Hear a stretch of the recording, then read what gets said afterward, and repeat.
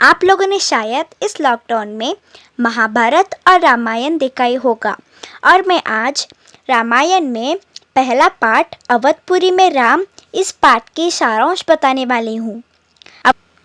अवधपुरी में राम। यह कथा अवध की है और बहुत पुरानी है।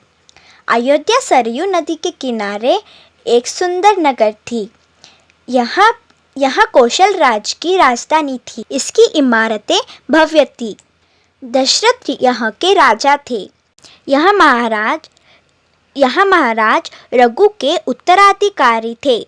राजा दशरथ न्यायप्रिय, मर्यादाओं का पालन करने वाला राजा थे। उनके पास सभी प्रकार का सुख था, परंतु सिर्फ एक बात का दुखी था कि उन्हें कोई संतान नहीं था। उन्होंने अपने उत्तराधिकारियों की चिंता के संबंध में मुनि वशिष्ठ से चर्चा की। उन्होंने महाराज दशरथ को पुत्रेष्टि यज्ञ करने के लिए सलाह दी। यज्ञ तपस्वी ऋषि श्रृंग की देखरेख में हुआ और अग्नि देवता ने महाराज दशरथ को आशीर्वाद दिया। तीनों रानियों पुत्रवती हुई। रानी कौशल्या ने एक पुत्र को जन्म दिया जिसका नाम राम रखा गया। रानी सुमित्रा ने 2 पुत्रों को जन्म दिया जिसका नाम लक्ष्मण और शत्रुघ्न रखा गया। और रानी कैकेयी ने एक पुत्र को जन्म दिया जिसका नाम भरत रखा गया। राजमहल में खुशी छा गई। चारों राजकुमार धीरे धीरे बड़े हुए। चारों अत्यंत सुंदर थे और उनमें आपस में बहुत प्रेम था। उन्होंने कुशल और अपनी विद्या में दक्ष गुरुजनों से ज्ञान अर्जित किया तथा उन्होंने शस्त्र विद्या सीखी। राजा दशरथ को राम सबसे प्रिय थे क्योंकि उनमें शालीनता और न्यायप्रिय थी। राजकुमार भी विवाह योग्य हो गए। राजा दशरथ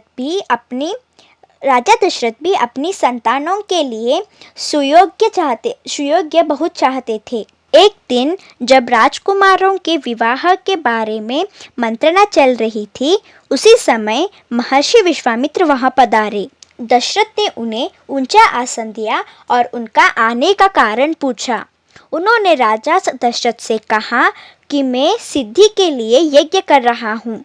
उस यज्ञ में राक्षस आकर बाधा डाल रहे हैं।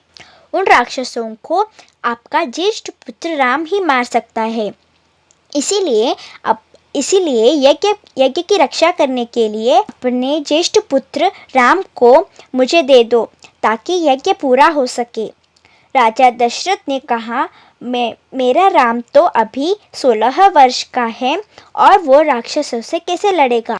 वह अपने प्रिय राम से दूर नहीं कर सकते थे। ऋषि ने दशरथ से कहा कि वे रघुकुल की रीति तोड़ रहे हैं, वचन देकर पीछे हट रहे हैं। ऐसे होते हुए देखकर मुनि वशिष्ठ आगे आए और उन्होंने कहा, मुनि वशिष्ठ सिद्ध पुरुष है और उन्होंने बहुत सारे विद्याओं सीखे हैं। हम भी उनसे अनेक विद्याओं सीख सकेगा। दशरथ ने दुखी मन से उस बात को स्वीकार कर ली, परंतु उन्होंने कहा, राम के साथ लक्ष्मण को भी ले जाने का आग्रह किया। विश्वामित्र ने दशरथ की बात मान ली। दशरथ ने राम और लक्ष्मण को दरबार में बुलाकर अपने निर्णय के बारे में बताया। दोनों भाइयों आदर के सहित सिर झुका दिया और बिना देर की महर्षि के साथ बड़े जंगल की ओर चल पड़े। विश्वामित्र आगे आगे, राम और लक्ष्मण धनुष संभालते हुए पीछे पीछे चल रहे थे। धन्यवाद।